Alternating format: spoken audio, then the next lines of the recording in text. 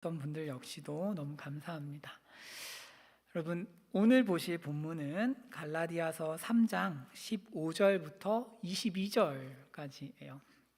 갈라디아서 3장 15절부터 22절 말씀. 제가 가진 성경으로 신약 성경 305페이지, 305면에 있습니다.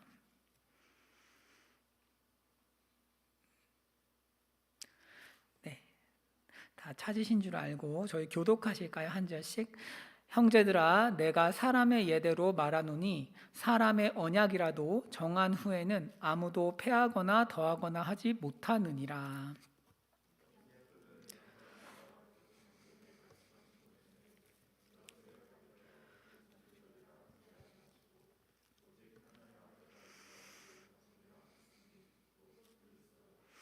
내가 이것을 말하노니 하나님께서 미리 정하신 언약을 430년 후에 생긴 율법이 폐기하지 못하고 그 약속을 헛되게 하지 못하리라.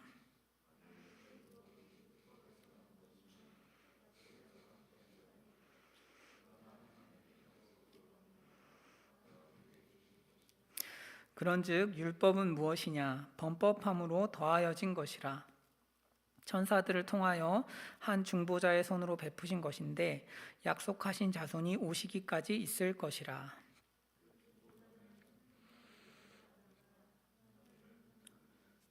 그러면 율법이 하나님의 약속들과 반대되는 것이냐? 결코 그럴 수 없느니라. 만일 능히 살게 하는 율법을 주셨더라면 의가 반드시 율법으로 말미암았으리라. 그러나 성경이 모든 것을 죄 아래에 가두었으니 이는 예수 그리스도를 믿음으로 말미암는 약속을 믿는 자들에게 주려 함이라. 아멘. 여러분 반갑습니다. 저희가 하나님께서 우리 삶을 어떻게 전진시켜 나가시는지를 안다면 훨씬 신앙생활이 유익할 것 같아요. 여러분, 우리 모두는 우리 삶이 참 귀하고 아름답기를 바랍니다. 삶이 전진하기를 바라죠. 그렇다면 하나님께서 우리 삶을 전진시켜 나가시는 방식이 무엇일까요? 말씀을 주시고 믿으면 기적 혹은 약속을 이루시는 거죠. 이해 가실까요? 이 사이클입니다. 말씀을 주시고 그것을 믿으면 약속을 이루심으로써 삶이 전진하는 거죠. 예를 들어서 창세기에 요셉이 꿈 이야기를 했어요. 아버지 야곱과 형들에게 해, 달, 별이 나한테 절하던데요 라고 이야기를 했습니다. 그 당시는 말씀이 없으니까 꿈이 말씀이죠. 이 말씀을 듣고 야곱은 마음에 간직했다 이렇게 돼 있어요. 흘려보내지 않았습니다. 마음에 간직하니까 어떻게 됐어요? 야곱은 그 말씀이 이루어진 것을 자기 눈으로 보았고 삶이 훨씬 전진했죠.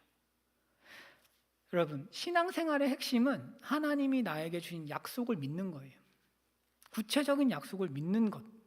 이게 없으면 사실은 신앙생활이 굉장히 어렵고 신앙생활에서 뭔가 방황하는 느낌이 들 수밖에 없습니다. 여러분, 문제는 지금 우리는 하나님의 어떤 약속을 믿고 계십니까? 내 삶을 향한 어떤 약속? 제가 이렇게 여러분들 또 이제 다른 분들하고 이야기를 하다 보면 말씀을 나누다 보면 생각보다 하나님의 약속에 관심이 없구나라는 걸 알게 돼요. 하나님의 약속을 견고하게 믿는 것이 신앙생활이고 그것을 통해서 우리 인생이 엄청나게 도약을 하는데 약속을 믿지 않습니다. 그 이유가 뭘까요? 약속이 이루어지는 방식을 몰라서 그런 것 같아요. 제 생각에는. 물론 이제 약속을 믿는 게 중요하다는 것을 알지만 약속이 이루어지는 방식 자체에 잘 모르기 때문에 그러시는 것 같아요. 왜냐하면 하나님께서 우리에게 말씀을 주세요. 믿게 하십니다. 그러면 그게 열매 맺기까지 어떤 기간이 있어요? 견디는 기간이 있죠. 문제는 이 견디는 기간에 죄를 짓는다는 거예요.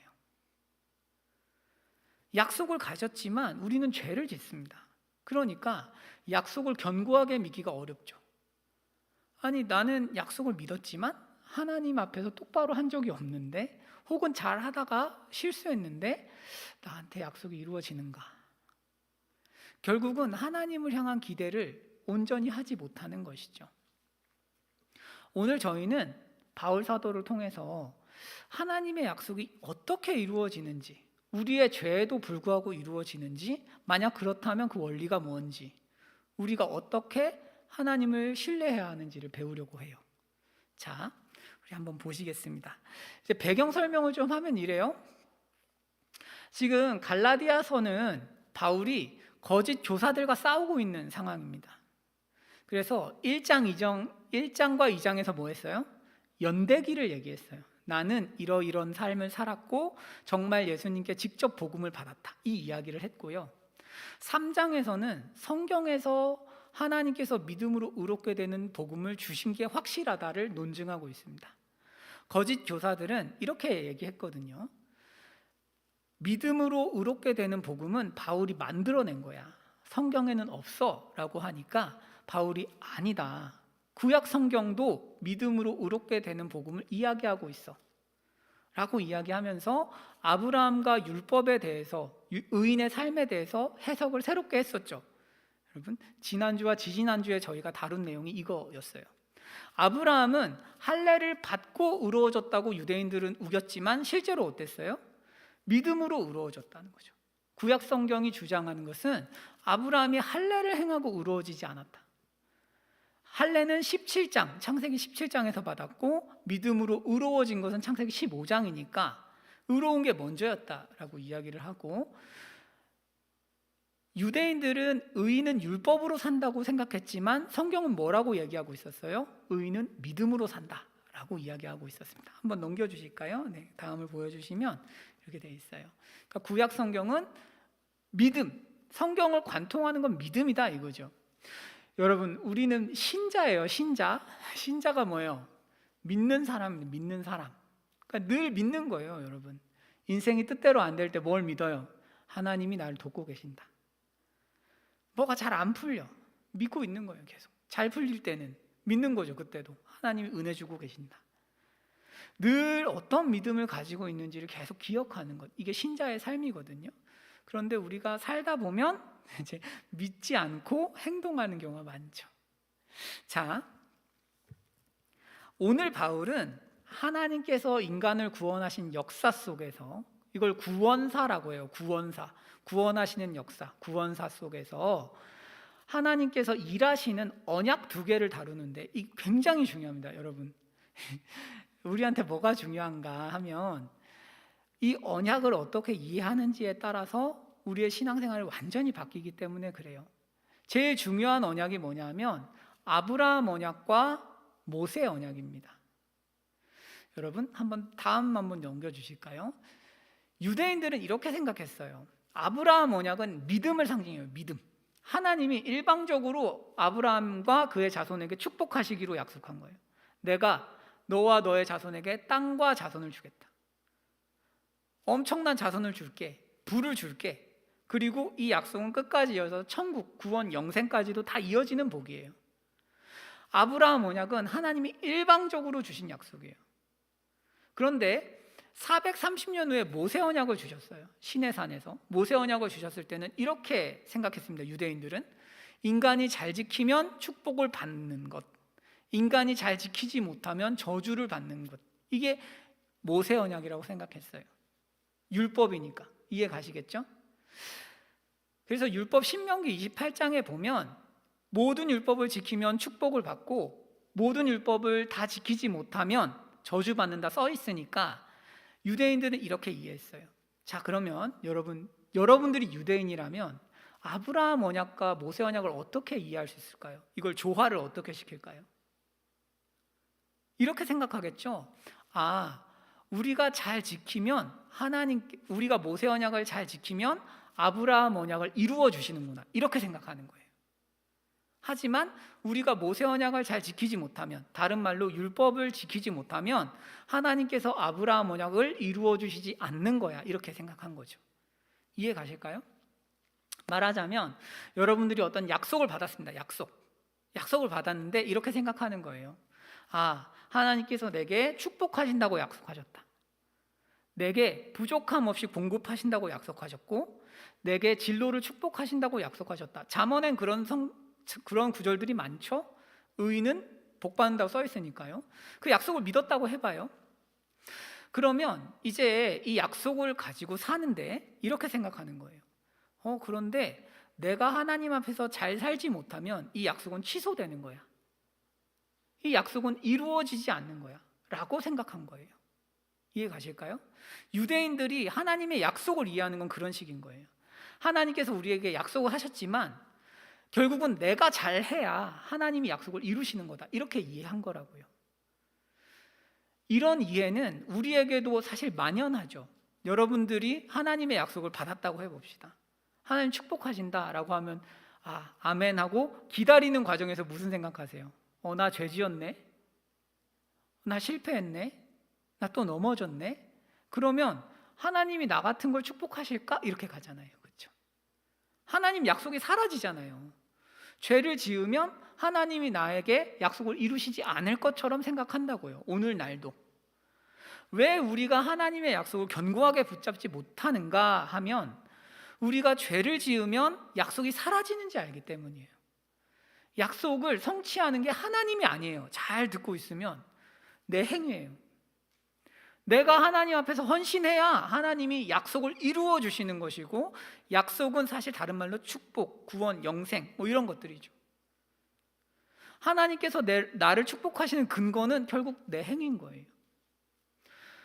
여기에 대해서 오늘 바울은 그게 아니야 라고 이야기를 하는 거예요. 자, 우리 한번 다음 봅시다. 바울이 지금 이렇게 얘기하는 거예요. 형제들아, 내가 사람의 예대로 말하는데 사람의 언약이라도 정한 후에는 아무도 패하거나 더하거나 하지 못한다. 무슨 얘기냐 하면, 여러분, 제가 1년 반 넘었군요. 벌써 10개월 됐어요. 결혼한 지. 여러분들도 오셔서 저 축하해 주신 게 기억이 나는데, 그때 제가 담임 목사님 앞에 계시고 주례하시잖아요. 우리가 약속을 하잖아요. 언약을 맺는다고요. 그렇죠? 언약이라는 게 뭐예요? 여러분, 결혼하실 때 언약이 뭐예요? 이 배우자가 가난하든지 병들든지 늙든지 뭐 어디가 고장나든지, 심지어 내가 훨씬 더 좋은 조건의 배우자를 만날 수 있다고 하더라도 이 배우자에게 헌신하겠다는 언약이죠. 약속. 그렇죠? 무슨 얘기냐면, 여러분, 약속이라는 것은 자발적인 부자유 선언이라 그래요. 자발적으로 미래의 수많은 가능성들을 포기하겠다는 거예요. 나는 여기에 헌신하겠다. 앞으로 살면서 더 나은 선택지들이 많겠지만, 혹은 나타날 수 있겠지만, 나는 그 미래에도 이 사람을 위해서 헌신하겠다는 언약이죠. 언약. 계약이 아니잖아요. 컨트랙트가 아니고 프로미스란 말이에요. 말하자면 언약이기 때문에 이 언약은 제 아내가 이제 와서 뭔가를 잘 못한다고 해서 취소할 수 있는 게 아니죠. 이해 가세요? 그러니까 제 아내가 뭔가를 잘못하고 저한테 실수하고 뭔가 못나게 군다고 해도 저는 언약을 수행해야 할 의무가 있는 거죠. 만약에 제가 여러분들한테 찾아와서 이렇게 이야기한다고 합시다. 나는 결혼 생활 때려쳤습니다. 왜? 아내가 열받게 해서요. 이러면 여러분들 뭔 생각하겠어요? 제정신인가? 뭐 이런 생각 하시겠죠. 무슨 얘기냐 하면 언약을 어긴 게 된다고요. 그게 언약이라는 것은 본질적으로 미래의 상황에 달려있는 게 아니에요. 약속을 하셨다는 것은 미래의 상황과 관계없이 내가 너에게 행동을 하겠다는 거죠. 제가 여러분들에게 내년 이맘때에 제가 100만 원씩 드릴게요 라고 약속을 했다면 거짓말이에요. 여러분, 가정입니다. 너무 그렇게 그런 눈으로 보지 마시고, 어쨌든 약속을 했으면 지켜야 되는 거죠. 계약이 아니란 말이죠. 그 얘기를 바울이 하는 거예요. 사람의 예대로 말하는데 사람의 언약이라고 해도 일단 정했으면 아무도 패하거나 더하거나 하지 못한다. 일단 결혼을 했으면 마음에 안 드니까 때려치고 이럴 수 없다는 거죠. 패하거나 더할 수 없어요. 그런데 하물며 하나님께서 우리와 언약을 맺으셨다면 인간의 행위에 따라서 약속을 지키지 않는 건가요? 하나님께서 우리에게 널 구원할 거야, 너에게 축복할 거야 라고 블레싱 하셨다면, 그 약속을 삶에 주시겠다고 정말 약속하셨다면 내 행위에 따라서 그 약속이 바뀌나요? 그게 아니라는 거예요.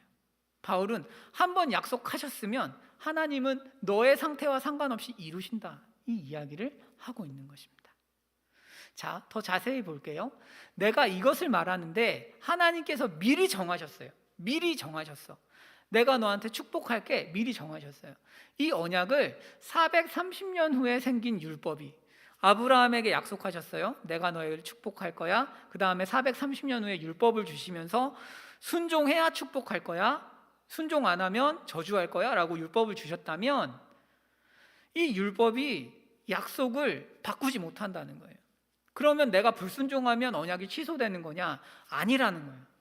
바울은 결코 그렇지 않다. 하나님께서 아브라함에게 주신 언약은 일방적인 것이기 때문에 이걸 하나님께서 일방적으로 이뤄 가시는 거다. 너의 행위와 상관없어, 이 얘기를 하는 거죠. 여러분, 하나님께서 우리에게 주신 약속도 마찬가지예요. 하나님께서 예배 시간에 말씀을 통해서 여러분들을 축복하기로 약속하셨다면 그 말씀이 내 가슴에 와서 감동을 주고 믿음을 갖게 했다면 그 약속은 하나님이 이루십니다. 나의 행위와 상관없이요. 은혜로 이루신다는 얘기예요. 그러면서 다음 얘기를 하죠. 만약에 그 유업이 율법에서 난 것이면, 유업은 구원이에요. 구원이 율법에서 났다면 약속으로 주는 게 아니죠. 여러분들이 신앙생활을 잘 해서 하나님이 축복을 주시고 약속을 이루신다면 하나님께서 약속으로 축복하시는 게 아니고 내 행위를 보고 축복하시는 거죠. 약속이 아니라는 거죠. 그러면 그 유업은 율법에서 난 것이지 약속에서 난 것이 아니다, 이 얘기를 하는 거죠. 보세요.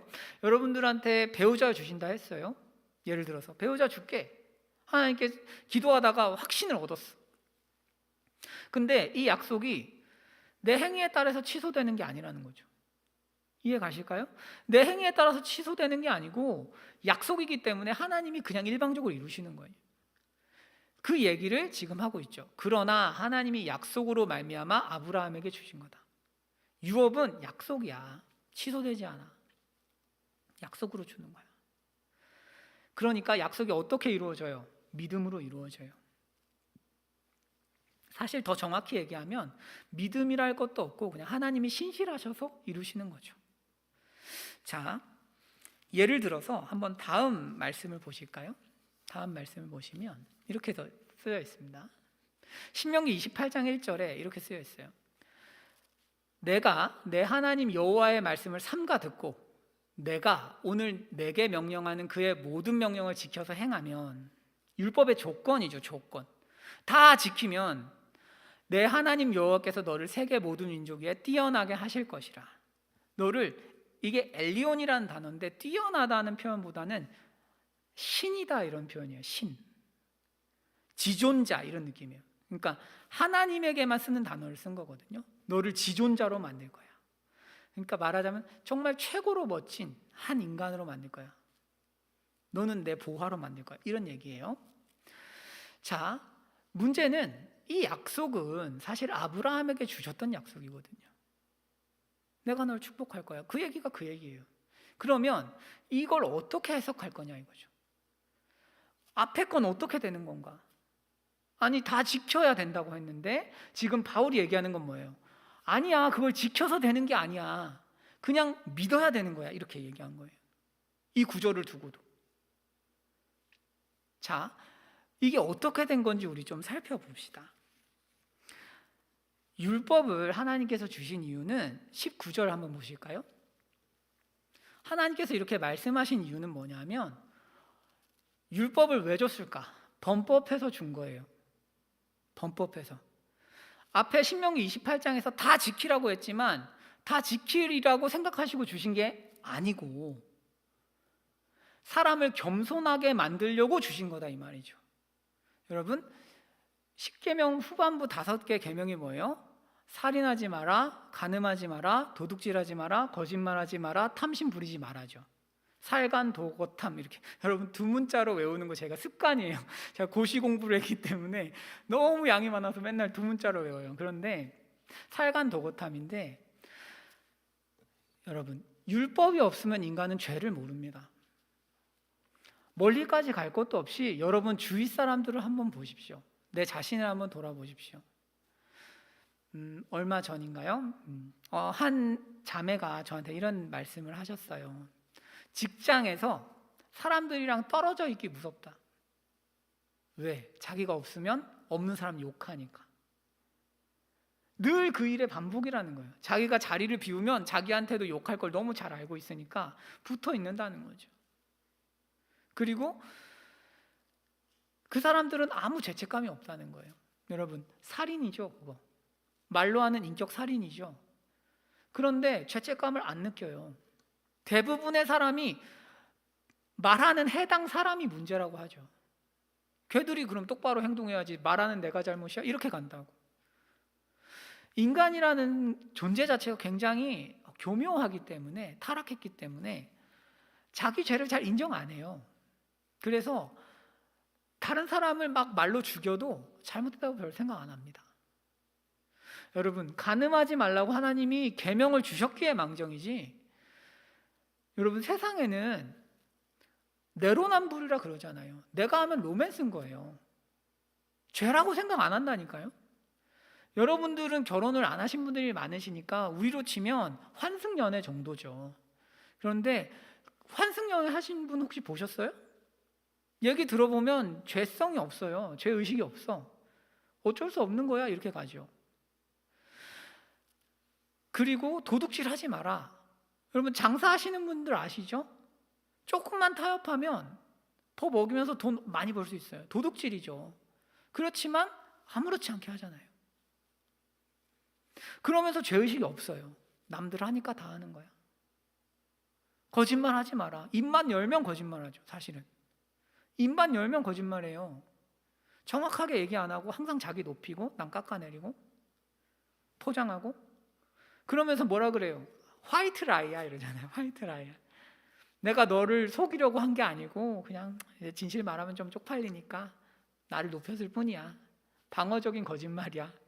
여러분, 우리가 수많은 이런 걸 하더라도 하나님 말씀이 없으면 죄의식이 없어요. 사람. 인간 존재가 이렇게 추악하고 사실 천박한데도 죄를 몰라요. 그래서 여러분 하나님을 떠난 사람 부끄러움을 몰라요. 결국 부끄러움을 모르게 돼 있어요. 죄를 정당하다 보면 부끄러움을 모르게 되죠. 율법은 그래서 뭐 하는 거예요? 범법함으로 더해진 거예요. 죄를 알려주는 거예요. 너 죄인이야 이렇게 알려주는 거죠. 너 죄인이야. 네가 얼마나 죄를 짓고 있는지 알겠어? 여러분, 그러면 바울은 이 얘기를 하는 거예요. 약속을 하나님이 하셨어. 우리 삶에 축복을 주신다고 하나님 약속을 해놓고 율법을 통해서 우리를 어떻게 하는 거예요? 죽이는 거죠. 고린도후서는 죽이는 사역이라 하거든요. 그러니까 죽이는 사역을 하는 거예요. 내가 약속을 줄게, 축복해 줄게 라고 해놓고 우리한테 와서 뭐 하는 거예요? 넌 죄인이야 이거 가르치시는 거예요. 왜 그럴까요? 은혜로 주시려고 그러는 거죠. 은혜로. 하나님의 약속은 오직 은혜로만 이루어져요. 그래서 지금 무엇이라고 이야기를 하냐 하면, 그러나 여러분 중간 보세요. 그러나 성경이 모든 것을 어디 아래에 가뒀어요? 죄 아래에 가두는 거예요. 죄 아래. 우리가 죄인인 걸 인정할 때까지 하나님이 우리를 괴롭히시는 거예요. 인간은 자기의 중독자라서 자기 소위 말하는 뽕에 취해서 몰라요. 자기가 얼마나 추악한지 모른다고. 그러니까 하나님께서 율법을 가지고 우리랑 싸우시는 거예요. 어떤 의미에서는 주제를 알 때까지 싸우고 우리의 의를 무너뜨리시는 거죠. 다 무너뜨려서 나는 아무 자격이 없구나. 하나님 앞에서 나는 축복받을 자격이 없구나. 여기까지 사람의 생각을 전진시켜 놓고 그리스도를 주시는 거죠. 그래, 넌 축복받을 자격이 없지만 내가 너를 사랑해. 은혜로 내가 너에게 약속을 성취해 주고 싶어. 이 얘기죠. 그냥 주면 감사한 걸 모르니까. 자기가 잘난 줄 아니까. 하나님의 방법이죠. 여러분, 우리도 마찬가지죠. 우리도 하나님의 약속을 막아서는 게 그러니까 뭐예요? 자기의예요. 자기의. 자기 잘난 줄 아는 거. 하나님께서 내 행동을 보고 나를 축복하실 거야 라고 생각하시면 약속을 밀어내는 거예요. 우리에겐 어떤 공로가 없어요. 그렇기 때문에 내가 새벽 기도를 하든 헌금을 하든 섬기든 뭘 하든지 간에 그것 때문에 하나님이 축복하시리라는 생각을 하면 조금 곤란해요. 그렇다기보다는 하나님께서는 예수님의 의를 보고 우리를 축복하시는 거죠. 하나님께서 우리랑 1대1로 바로 다이렉트로 언약을 맺으실 수 없는 이유가 뭘까요? 간단한데 사람은 계속 변하잖아요. 그렇죠? 여러분들이 신앙적인 컨디션 좋을 때도 있고 죄를 덜 지을 때도 있지만 사실은 컨디션이 나빠질 때도 있고 하나님 꼴도 보기 싫을 때가 있죠. 하나님 뭘 잘못했다고 하나님 잘못한 게 없지만 그냥 내가 화나서 하나님 보기 싫을 때도 있어요. 인간의 컨디션 왔다 갔다 해요. 감정, 의지, 상태 다 왔다 갔다 하죠. 그렇기 때문에 하나님께서는 이런 사람하고 다이렉트로 언약을 맺으실 수 없어요. 그러면 인간을 맨날 혼내고 계실 테니까. 그래서 중간에 중보자인 예수 그리스도를 주신 거죠. 말하자면 이런 거예요. 나는 예수를 보고 너를 축복할 거야. 나는 너의 행동을 보고 널 축복할 생각이 없어. 너의 모자란 행동을 보고 널 축복할 생각이 전혀 없어. 나는 예수 그리스도 내 아들이 행한 일을 보고 너를 축복할 거야. 여기까지 우리를 이끄시는 거죠. 그러려면 우리가 뭘 포기해야 돼요? 자기 의를 포기해야 돼요. 나 좀 하나님 앞에서 자격 있는 거 아니야? 라는 생각을 무너뜨려야 되는 거죠.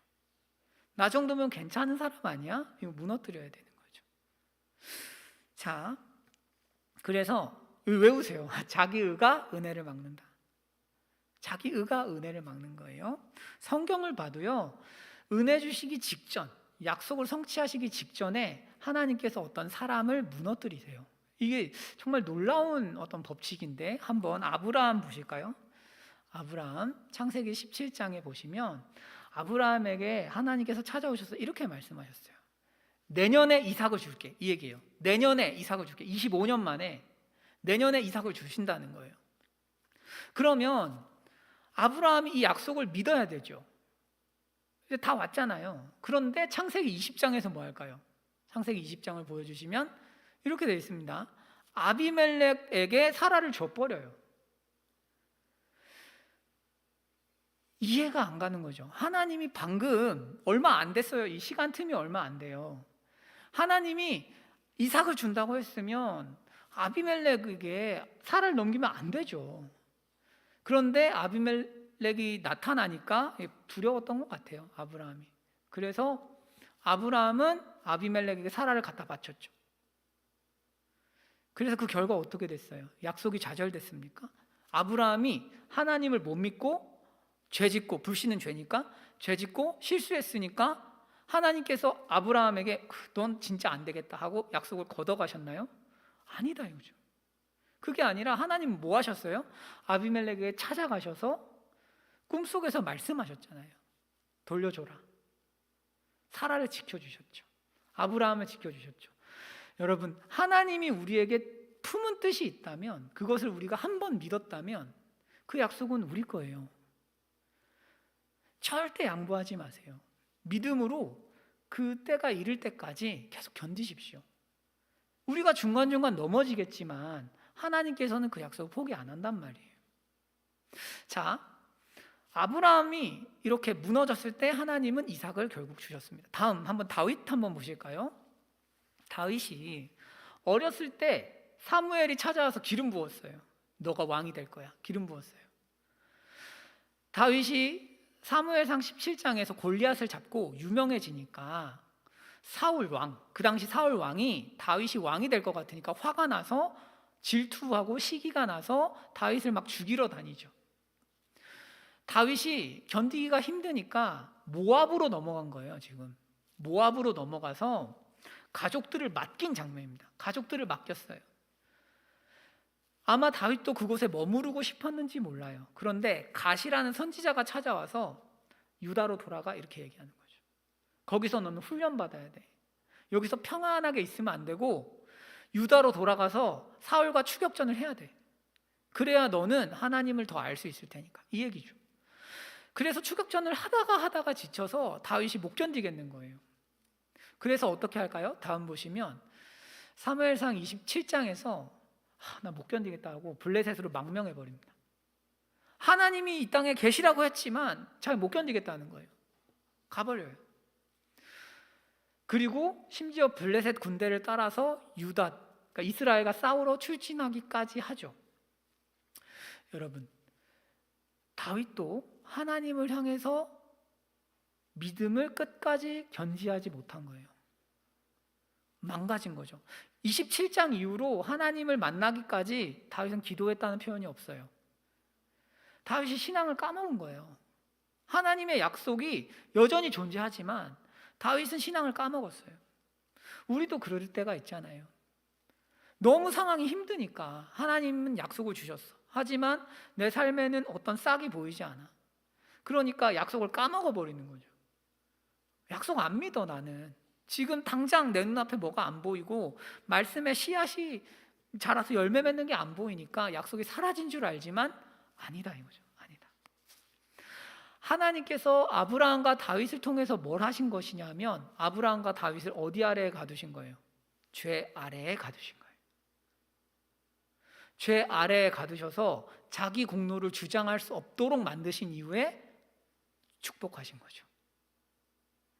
약속이 어떻게 이루어져요? 우리를 겸손하게 하는 작업이 반드시 선행된다는 거예요. 반드시. 우리는 자기 자신이 얼마나 중독자인지 모르기 때문에 반드시 실패가 필요한 거예요. 어떤 의미에서. 여러분, 우리도 축복과 약속을 받기 직전이 제일 어두워요. 어떤 의미에서 제일 내가 하나님 앞에서 실수하고 못할 때예요. 하나님을 향해서 완전히 충성하고 있을 때 약속이 이루어지면 좋겠는데 물론 그런 데도 있지만 정말 인생의 큰 약속들은 그렇게 이루어지지 않아요. 오히려 내가 실수하고 넘어질 뻔했을 때, 내가 하나님 앞에서 잘하지 못했을 때 하나님께서 은혜로 일하시는 것을 우리가 경험하게 됩니다. 그러니까 여러분, 우리가 환난과 좌절, 어려운 일을 겪을 때 어떤 생각을 하셔야 돼요? 하나님이 진짜 너무하신다라기보다는 내가 보잘것없는 존재임을 알려주시고 약속을 성취하고 있으시구나. 하나님께서 계속 약속을 나 모르는 곳에서 전진시켜 나가고 계신 거죠. 우리 생각이랑 정반대예요. 우리는 내가 잘하는 만큼 하나님이 전진할 거라고 생각하지만 때로는 거꾸로인 거예요. 나의 실수와 연약함이 하나님을 전진시킬 때가 있단 말이죠. 여러분, 우리는 그런 어려움을 겪지 않으면 다 자기 잘난 맛에 살아요. 제가 이번 주에 설교를 준비하면서 정말 소름 돋았던 게 뭐냐면, 여러분, 우리가 갈라디아서를 지금 이렇게 보시면서 함께 말씀을 들으시면서 무슨 얘기를 반복해서 하고 있어요? 자기 증명 욕구죠. 하나님과 자기 증명 욕구, 교만함은 같이 갈 수 없다는 얘기를 매주 어떤 의미에선 반복하는 거죠. 그런데 그게 사라집니까? 그게 사라지질 않는 거예요. 아니, 매주 들어도 사실은 그 자기 증명 욕구가 사라지질 않는 거죠. 저는 이번 주에 설교 준비를 하다가 말씀을 묵상하다가 내가 나를 자격 있다고 생각했던 게 아닌가 이런 생각을 했어요. 사실은 너무 당연한 거잖아요. 예수님께 구원받았다는 것은 자격이 없다는 뜻이에요. 하나님께서 율법을 가지고 넌 쓰레기야 나한테 가르쳐 주신 거죠, 사실은. 그런데 그걸 싹 까먹고 나 정도면 괜찮은 인간 아닐까? 이런 환상 속에서 산다니까요. 저는 상대적으로 종교적인 사람이라고 할 수 있을 테니까, 일반적인 사람들이 보면 저는 율법을 지키는 정도로 저를 가늠하죠. 얼마나 기도했나? 얼마나 말씀 받나? 얼마나 양들을 신경 쓰고 있나? 뭐 얼마나 거룩한가? 이런 것들을 기준으로 저를 판단하죠. 자기 의가 생기는 거고. 여러분들도 각자 다양하죠. 사실은 좀 더 신앙심이 있으신 분들은 뭐 율법을 지킨 정도로, 교회에 헌신하신 정도로 생각하실 거고, 아직 그런 부분이 없으신 분들은, 미약하신 분들은 돈, 뭐 재력, 관계, 직장, 뭐 외모 뭐 이런 걸로 생각하시는 거죠. 사람은 다 자기 잘난 맛에 사니까요. 여러분, 그래서 하나님께서 뭐 하시는 거예요? 사람을 율법으로 죽이시는 거죠. 종교적인 사람은 율법으로 죽이지만 종교적이지 않고 율법을 벗어나서 난 외모가 괜찮은 사람이야, 그러면 환난으로 죽여요. 어차피 죽어요. 그러니까 무슨 얘기냐면, 내가 자랑하는 것들을 하나님은 가만두시지 않아요. 내가 왜 나는 이걸 가졌으니까 괜찮은 사람이야, 나 이 직장, 이 연봉, 내 외모, 내 몸 괜찮은데, 그럼 하나님이 그걸 치세요. 왜? 그래야 예수님을 의지할 테니까. 그걸 치지 않으면 사람은 그걸 잡고 놔주질 않아요. 여러분 생각해 보세요. 너무 나는 몸매가 좋아. 그래서 저 말고요. 그래서 몸매가 정말 좋으신 분이 있어. 그러면 사람은 본능적으로 그걸 자기 아이덴티티로 삼아요. 본능이에요. 다른 사람들 와서 와 멋진데? 이러니까 본능이에요. 그렇기 때문에 그거 말고 와 내가 예수님 때문에 정말 귀한 존재야, 이렇게 생각하기가 어려운 거예요. 직장이 좋은 분도 마찬가지고, 공부 잘하셨던 분도 마찬가지고, 예쁜 사람도 마찬가지예요.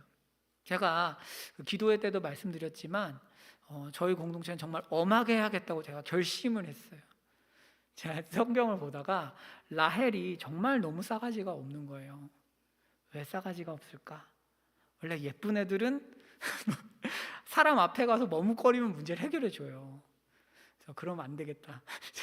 어쨌든 하여튼 자기의가 문제다 이거죠. 자기의를 무너뜨리십니다. 그리고 나서 약속을 이루시는 거죠. 하나님, 저는 아무것도 아닙니다. 이 고백이 나올 때까지 하나님이 우리를 무너뜨리고 계신 거예요. 자, 3장 22절 한번 보실까요?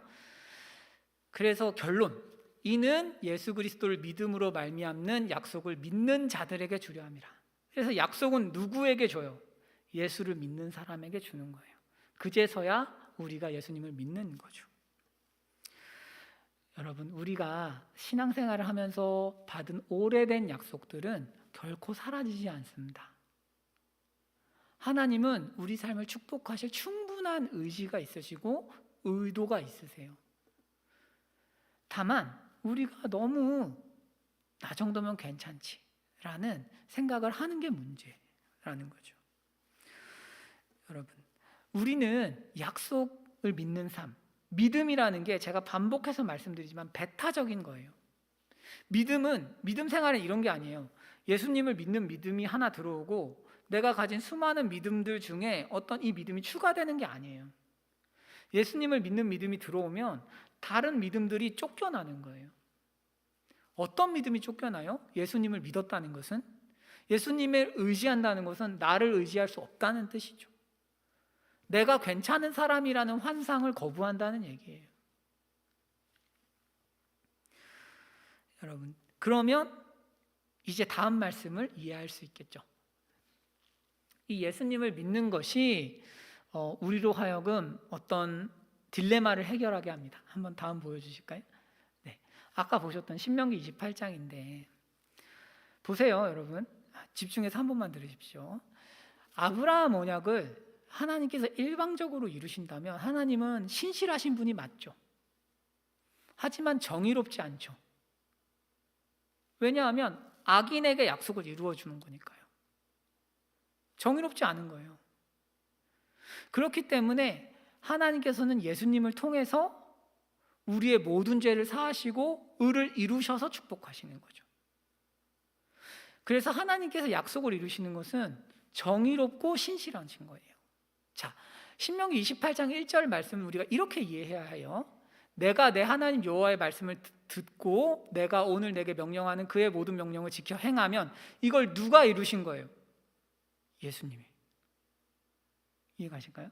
예수님이 이 앞부분을 조건절을 다 이루신 거예요. 나는 절대 못 이루는 것을 예수님이 이루셨기 때문에 우리가 저 약속을 주장할 수 있는 거예요.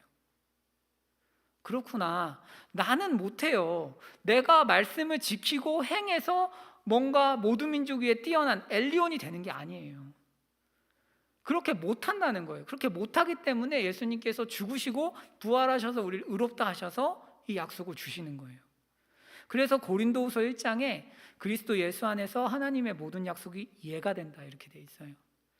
예수님이 모든 의를 이루셨기 때문에 우리가 확신할 수 있는 거예요. 하나님의 약속이 우리의 죄에도 불구하고 우리의 넘어짐에도 불구하고 사라지지 않는 이유는 예수님은 절대 넘어지지 않으셨기 때문이죠. 예수님이 우리를 대신해서 모든 싸움을 이루셨고 모든 약속을 이룰 조건을 다 주신 거죠. 우리는 뭐예요? 믿는 거죠. 우리에게 남은 역할이 뭐예요? 우리는 믿는 거예요. 자, 복음서에서 예수님께서 믿음으로 칭찬한 두 사람이 있습니다. 혹시 아세요? 갑자기 물어보면 사실 누구나 몰라요. 저도 몰라. 근데 큰 믿음이다라고 이야기하신 두 종류의 사람이 있습니다. 두 분. 한 사람은 딸이 귀신 들려서 죽게 된 수로보니게 여인이었어요. 또 한 사람은 종이 죽게 된 백부장이었습니다. 로마 백부장이었습니다. 여러분, 이 두 사람을 향해서 예수님께서는 이렇게 말씀하셨어요. 큰 믿음이다. 이 두 사람의 공통점을 이해하면 우리가 큰 믿음이 뭔지 알 수 있을 것 같아요. 뭘까요? 이방인이라는 것입니다. 이게 왜 중요하냐? 이방인은 하나님의 율법을 지킨 적이 없어요. 자기 의가 없어요. 유대인들은 기본적으로 율법을 지키기 때문에 하나님 앞에 나아갈 때도 자기 공로가 있어요. 내가 뭘 잘했고 잘했으니까 하나님 도와주시겠지. 예수님의 선하심을 완전히 이렇게 보지 못해요. 그런데 이 이방인들은 율법을 알지도 못하고 지키지도 않았기 때문에 오직 예수님의 선하심에만 집중하는 거고 그걸 믿음이라 그래요. 큰 믿음인 거예요. 우리 중에 교회에 헌신하지 않고 말씀에 순종한 적이 별로 없어서 예배를 드리시면서도 하나님의 축복을 굉장히 멀리 생각하시는 분들도 계실 거예요. 하지만 제가 다르게 말씀해 드릴 수 있는 건 오히려 그런 분들이 하나님의 축복이 더 가까울 수 있어요. 왜냐? 나를 의지하지 않으니까.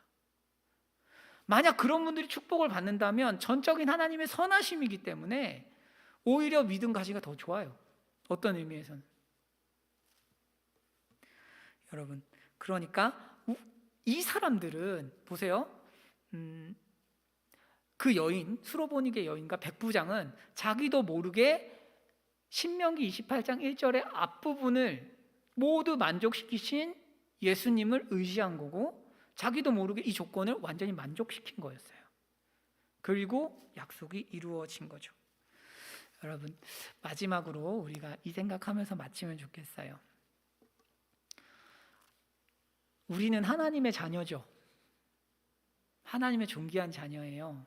그렇기 때문에 여러분들이 자격 없다고 생각해야 되는데 좀 이게 헷갈릴 수 있어요. 네, 이렇게 생각하시면 좋을 것 같아요. 우리 존귀한 하나님의 자녀인데요. 어떤 사람은 이렇게 생각해요. 자기도 모르게. 나 정도면 하나님 자녀가 될 만하지. 잘못 믿는 거죠. 하지만 우리가 하나님 자녀라고 할 때는 원래 하나님 없이는 아무것도 아닌 나를 하나님이 은혜로 부르셔서 하나님 자녀로 삼으셨구나. 여기까지가 우리의 온전한 믿음이다라고 할 수 있겠어요. 나 하나님 떠나서 아무것도 아니야. 하지만 하나님과 함께 하니까 하나님께서 축복하실 거야 라는 거죠. 그러면 그동안 안 되던 자기절제, 사랑, 충성, 양선 이런 열매가 맺히죠.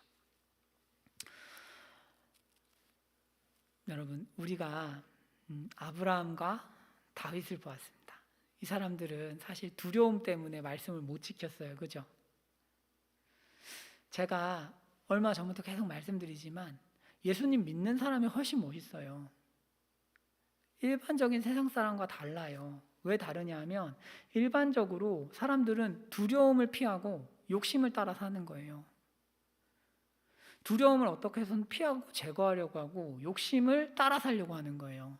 그러니까 삶의 통일성이 없어요. 말을 지킬 수 없고 별로예요.